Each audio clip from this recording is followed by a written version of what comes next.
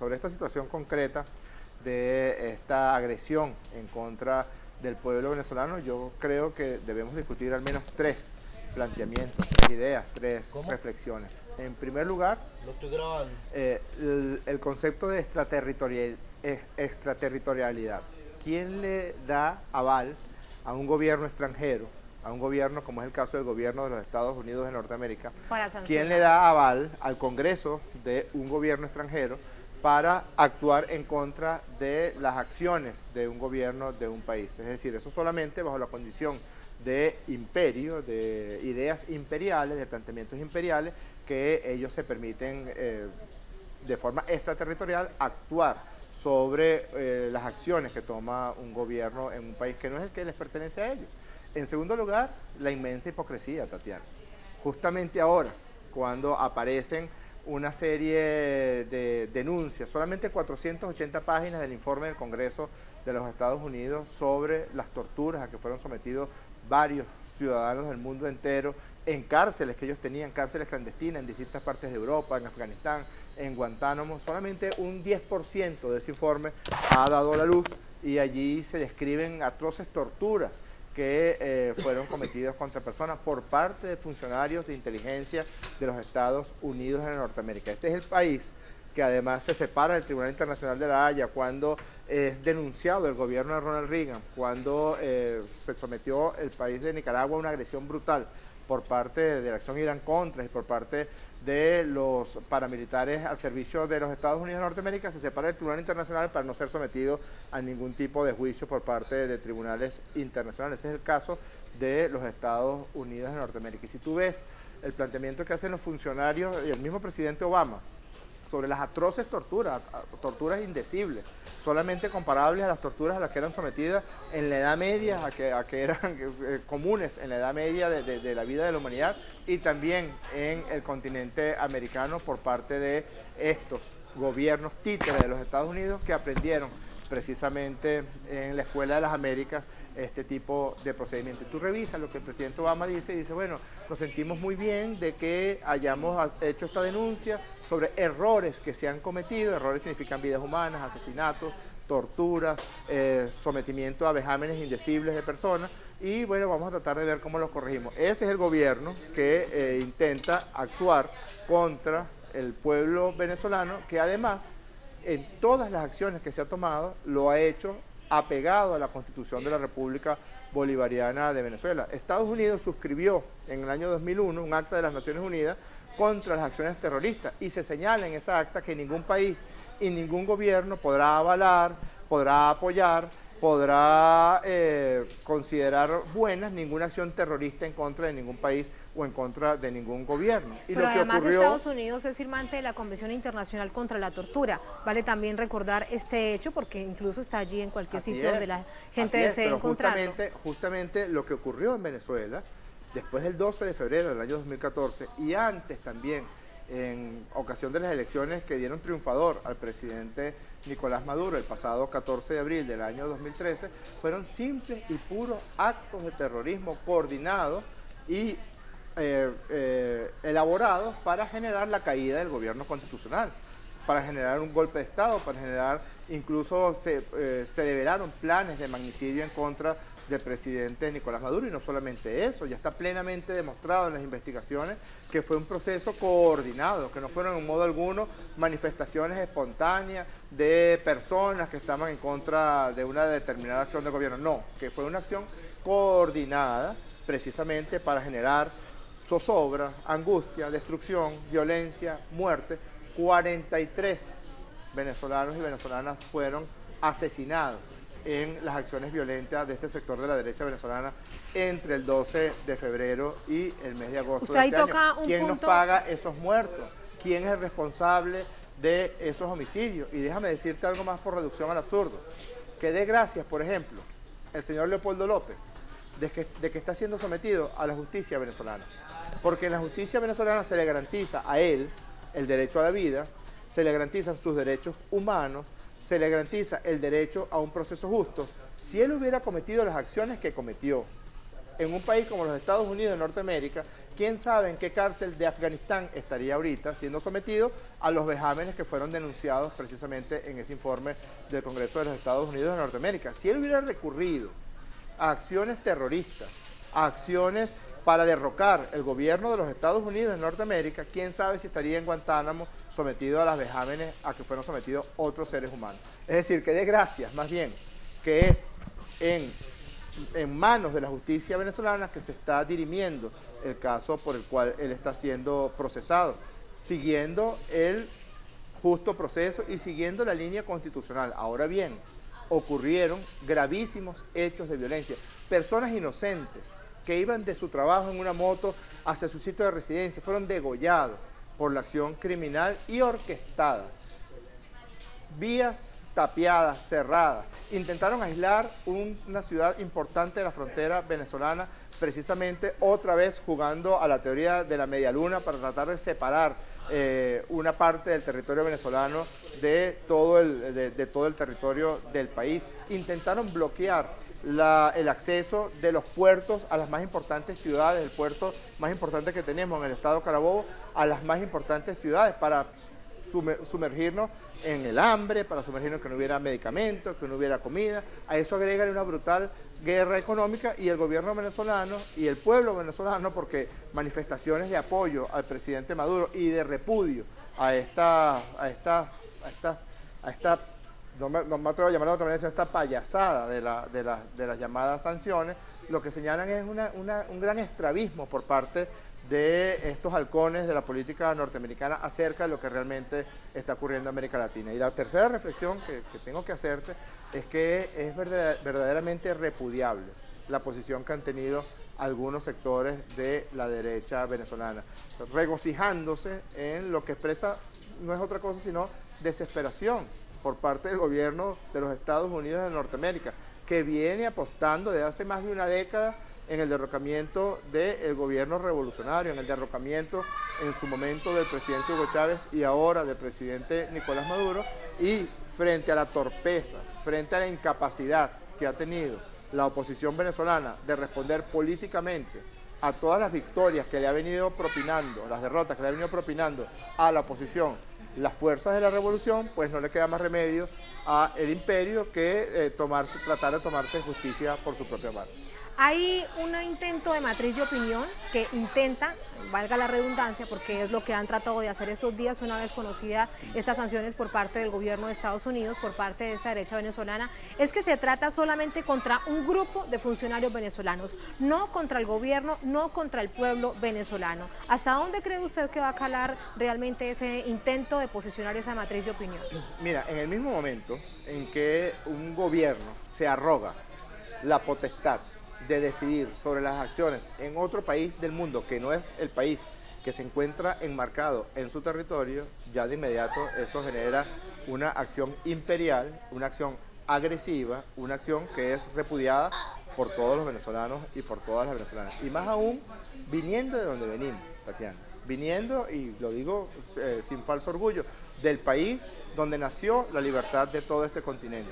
Yo vivo en la ciudad donde nació el hombre que fue a otros países, se alejó de sus fronteras natales, pero no para subyugar, no para conquistar, sino para brindar libertad. Aquí, de esta ciudad, de este territorio, salió un ejército para liberar del imperio español a todo el continente sudamericano. No solamente eso, sino todo el proceso que hemos venido viviendo desde el año 1998 con la victoria de Hugo Chávez y la devolución, porque yo viví lo que fue la oscuridad de la Cuarta República, la devolución de nuestro orgullo como venezolanos, de nuestro orgullo patrio, la devolución de nuestras posibilidades de crecer como país, como patria, de resolver nuestros problemas sociales, nuestros problemas económicos, de dirimir nuestros problemas políticos por vías absolutamente democráticas. No hay un país en el mundo entero que cuente con tantas estrategias y herramientas democráticas como Venezuela. Nosotros hemos tenido 19 elecciones en los 14 años de revolución bolivariana. Hemos tenido más de una elección por año en promedio para elegir presidente, gobernadores, diputados, concejales, alcaldes, para consultarle a la población sobre distintos temas. Una constitución que fue aprobada por el voto del pueblo el 15 de diciembre de 1999 no hay, y muchísimo menos los Estados Unidos de Norteamérica, que tienen una democracia, yo diría que frágil, para llamarlo de alguna manera, en cuanto a sus instrumentos de acción política, porque ni siquiera tienen unas elecciones donde usted puede elegir directamente al presidente de la República. Esas son elecciones de segundo grado, donde puede ocurrir que el candidato obtenga la mayoría de los votos, lo que ellos llaman los votos nacionales, y resulta electo presidente otro candidato. Eso no ocurre en Venezuela. Venezuela cuenta con una democracia profunda, con una democracia que además tiene el apoyo de las grandes mayorías, independientemente de cómo piensen. No hay otro país en América, y lo digo también sin falso orgullo, donde la participación electoral sea tan alta como en Venezuela. Nosotros tenemos elecciones para escoger alcaldes y gobernadores, que siempre son elecciones que concitan una alta abstención en otros países, y aquí la participación se acerca al 80%, al 70%. Para elegir presidente la participación siempre se acerca al 90% en las elecciones en Venezuela. Eso habla de una democracia sólida, de una democracia verdadera, y es un ejemplo que creo que es lo que está viendo con preocupación algunos sectores de la política norteamericana. Hay un manto sin duda con respecto a lo que sucede en Venezuela, y recordaba también lo que pasó en febrero. Usted hacía un recuento realmente muy sintético, pero eso no llega ni al Congreso de los Estados Unidos, ni tampoco al Parlamento de la Unión Europea. Hoy hablaba, por ejemplo, la representante de la Cancillería, esta señora encargada de Asuntos Exteriores, y decía que veía con mucha preocupación el tema de los derechos humanos y la exigencia de justicia transparente para la oposición venezolana. Así que, ¿cómo romper ese manto para contar realmente lo que sucede cuando, entre otras cosas, son los medios de comunicación que los están acompañando? Sí, eso habla un poco del segundo punto que te decía, la inmensa hipocresía en países y en gobiernos que en todo caso han dejado de gobernar para las grandes mayorías y gobiernan para lobbies o gobiernan para pequeños sectores que son los que dominan los sistemas de poder en esos países. ¿De qué va a hablar los Estados Unidos de Norteamérica, que ha vivido en los últimos días hechos atroces, como el hecho de Eric Garner, por ejemplo? Sus últimas palabras fueron: no puedo respirar, cuando unos policías, por el solo delito de ser afroamericano, bueno, lo sometió a un proceso de estrangulación, y el señor era asmático y lamentablemente 11 veces repitió que no podía respirar, y nadie, ni siquiera con un cierto cariño humanitario, se atrevió a darle los primeros auxilios a este ciudadano norteamericano que falleció en manos de la policía de Nueva York, o el caso de Michael Brown en Ferguson, o el caso del niño que fue asesinado de un disparo por un policía norteamericano. En el caso de Venezuela, lo que ocurrió a partir del 12 de febrero fue el uso de los mecanismos constitucionales que tiene el Estado, que tiene el gobierno, que tiene la nación, precisamente para prevenir, para detener, para desmantelar los eventos de violencia que se suscitaron desde el mes de febrero, que incluían asesinatos, Tatiana, que incluían violencia generalizada, que incluían quemas de jardines de infancia, de kindergarten, donde había niños pequeños en el municipio Chacao del estado Miranda de Venezuela. Fueron quemados instalaciones educativas con niños allí, fueron agredidos instalaciones de salud, fueron degollados obreros motorizados por el solo delito de querer ir a su casa después de una jornada dura de trabajo. Fueron agredidas unidades de transporte público con pasajeros adentro. Se bloqueó o se intentó bloquear el acceso que se tiene desde el puerto más importante a las ciudades más importantes del país. Se bloqueó y se asesinó personas en ciudades grandes, como el caso de San Cristóbal, el caso de Valencia, el caso de Maracay, el caso del este de la Gran Caracas. Y todo eso con la acción firme del gobierno venezolano, la acción firme y constitucional del Estado venezolano para proteger a todos los habitantes, porque ahí no se estaba protegiendo. Te pongo un ejemplo. Una de las acciones violentas de ellos, territorialmente hablando, ocurrió en un municipio donde de forma tradicional es la oposición, un municipio de clase media alta, donde la oposición obtiene la mayoría de los votos. Y era una situación de sitiado de toda la población. La gente no podía salir de sus casas, no podía dirigirse a sus sitios de trabajo, no podía caminar por una plaza porque si no era sometido a vejámenes por parte de estos sectores violentos. Y es el gobierno de Nicolás Maduro quien precisamente protege el derecho de estas personas que no votan por él en su mayoría, sino que votan por el candidato opositor, quien los protegió restituyéndoles el libre tránsito. Ahorita hay libre tránsito por todo el municipio de Chacao y por todo el territorio nacional, restituyéndoles su derecho a vivir, su derecho a no tener que ser sometido a actos violentos por parte de terroristas. Pero no es verdad que Estados Unidos repudia, y así lo firmó en el acta del 2001 de Naciones Unidas, cualquier acto terrorista. Pues estos fueron actos terroristas contra las personas, contra las instituciones, contra unidades de transporte, contra kinders, contra hospitales, contra escuelas. Y lo que debiera haber hecho Estados Unidos fue haber apoyado al gobierno de Venezuela si no estuviera detrás de estas acciones la intención manifiesta por parte del gobierno de los Estados Unidos y de los halcones de la derecha norteamericana de agredir al pueblo de Venezuela con la intención de derrocar al gobierno revolucionario, al gobierno bolivariano. Un asunto político. ¿Cómo actuará el gobierno venezolano? Usted, como un alto dirigente del Partido Socialista Unido de Venezuela, ¿qué mirada tiene al respecto? ¿Hacia qué acciones debe emprender su camino con respecto a esta agresión? Con la firmeza que nos caracteriza. El presidente Maduro ya lo dijo en la cumbre de Mercosur: nosotros somos amigos de los pueblos del mundo. Nosotros somos amigos de todos los gobiernos y somos amigos de todos los países de buena voluntad en el mundo entero.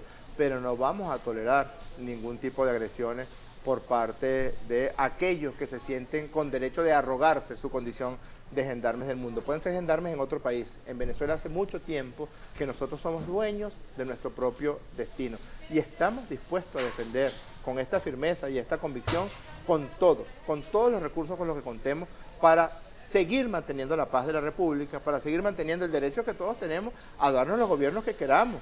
No podemos continuar en esta situación, Tatiana, donde en este país, cuando hay elecciones de un gobernador o de un alcalde o de un diputado y el chavismo pierde las elecciones, pues no hay ningún problema.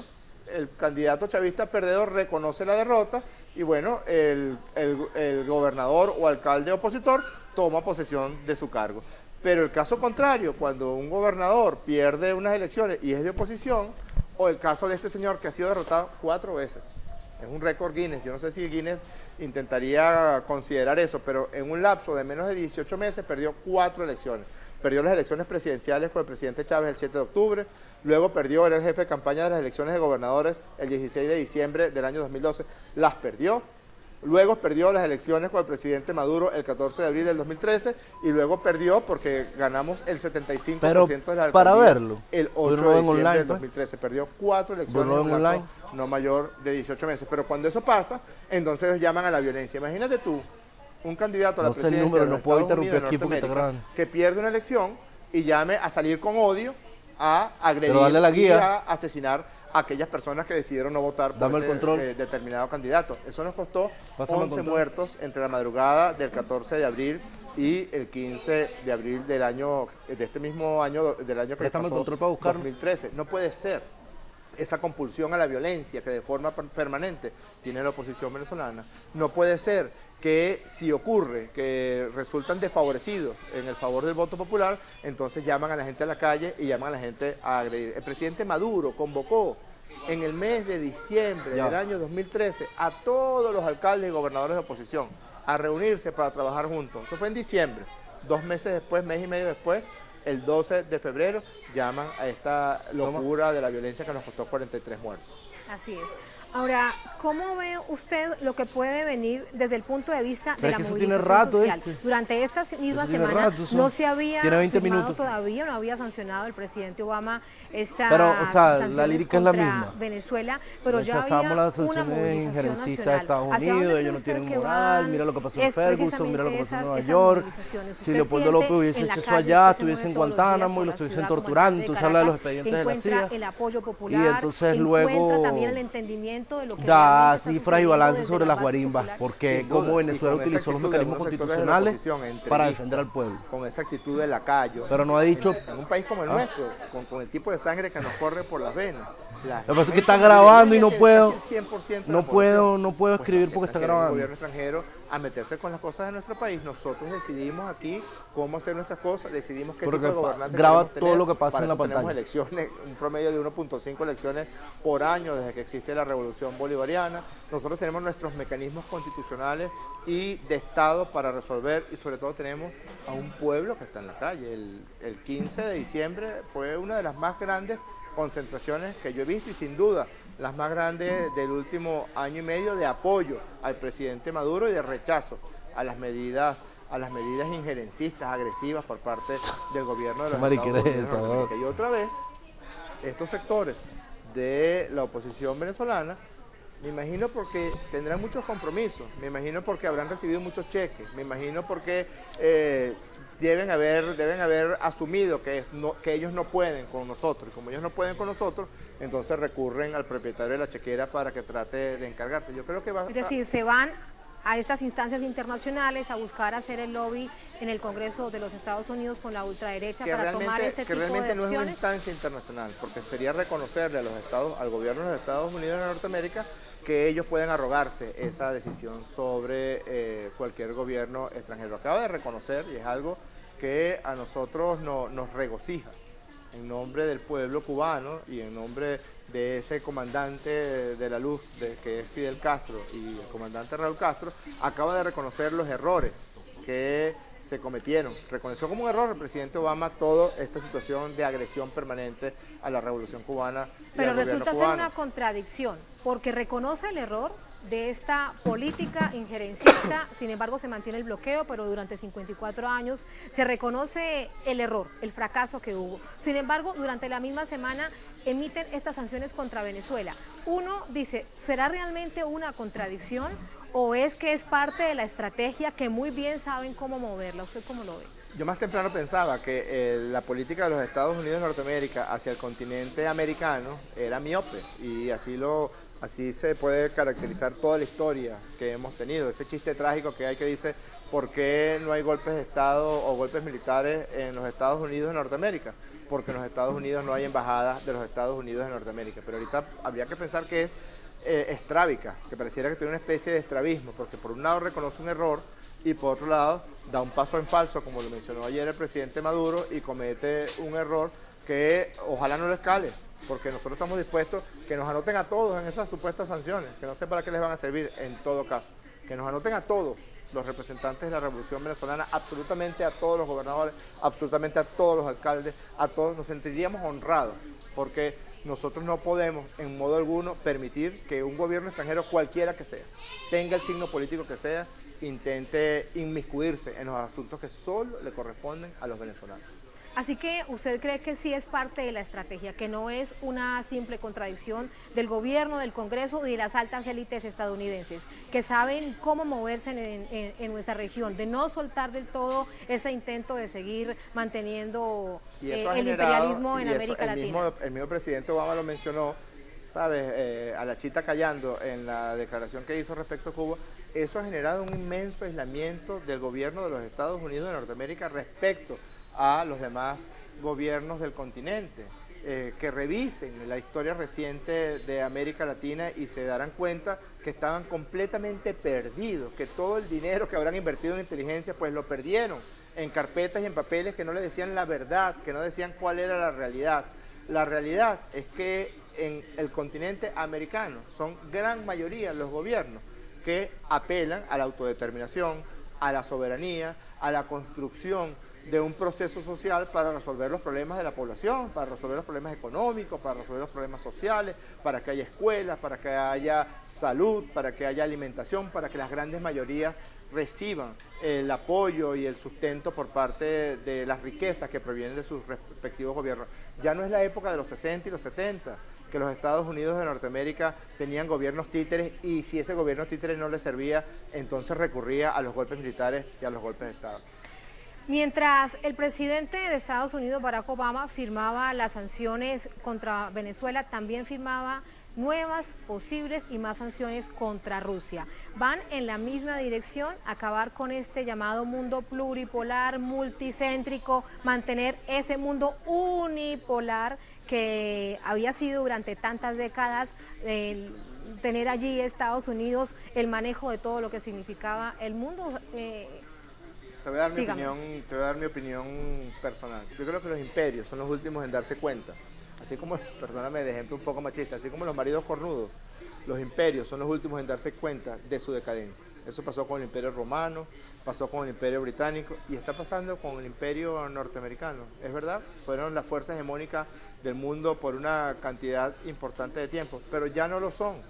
Ya hay potencias económicas, ya hay bloques multipolares que han venido surgiendo y han venido surgiendo sin la intención de subyugar a unos países por otros, sino con la intención de colaborar entre naciones, lo que está ocurriendo ahorita en América del Sur, lo que ocurre en UNASUR, lo que ocurre con el ALBA, lo que ocurre con la CELAC, lo que ocurre en Mercosur.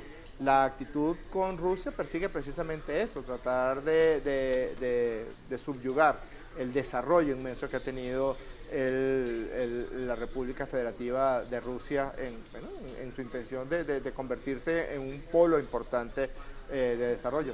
Lo único que se me ocurre pensar es que los imperios siempre son los últimos en enterarse de su propia decadencia. Cuando tú me dices que el gobierno norteamericano quiere acabar con el mundo multipolar, yo sospecho que quiere acabar incluso con el mundo mismo, porque estas técnicas a las que están recurriendo ahora para aumentar la explotación de petróleo por parte de los Estados Unidos, la llamada técnica del fracking, para lograr petróleo de esquisto, para disminuir el precio del petróleo y de esa manera golpear a Rusia, golpear a Irán y golpear a Venezuela, quién sabe qué consecuencia va a tener sobre la corteza terrestre, quién sabe qué consecuencia va a tener desde el punto de vista de las fallas geológicas que se puedan estar generando por esta acción irresponsable. Bueno, expertos dicen que es funesto para el medio ambiente, para las comunidades cercanas. ¿Qué efectos tendrán? Ya usted decía que pueden estar allí en esas sanciones todos los que deseen del gobierno venezolano, pero un poco más allá de esto, ¿realmente tendrá algún efecto sobre la población, sobre el gobierno venezolano, sobre sus relaciones con el resto del mundo a nivel internacional? Yo creo que el efecto inmediato ha sido el que hemos visto en las calles de Venezuela en estos días, después de esta inmensa manifestación del día 15 de diciembre, es un apoyo, independientemente de la forma de pensar que pueda tener alguien o independientemente de que esté contento o no con el desarrollo de la revolución bolivariana. A nadie le gusta que estén agrediendo su país, el sitio donde nació, el sitio donde nacieron sus hijos, el sitio donde espera pasar el resto de su vida. Solamente algunos que tienen ya su nido, sus terruños, sus viviendas, sus apartamentos de $3 millones en Nueva York, le debe parecer absolutamente necesario que se realicen estas sanciones. Las grandes mayorías no solamente están en contra, sino que en la calle expresan su apoyo decidido, denodado al desarrollo de la revolución bolivariana. Y fíjate las manifestaciones de solidaridad que ha recibido el gobierno de Nicolás Maduro de los pueblos del mundo, todo el continente americano, absolutamente ¿Se han sentido, todo? Estoy a punto de despedirlo, sé que tiene otros compromisos, pero a punto de despedirlo le pregunto, ¿se han sentido el gobierno venezolano acompañado por otros pueblos del mundo, por otros gobiernos del mundo? ALBA,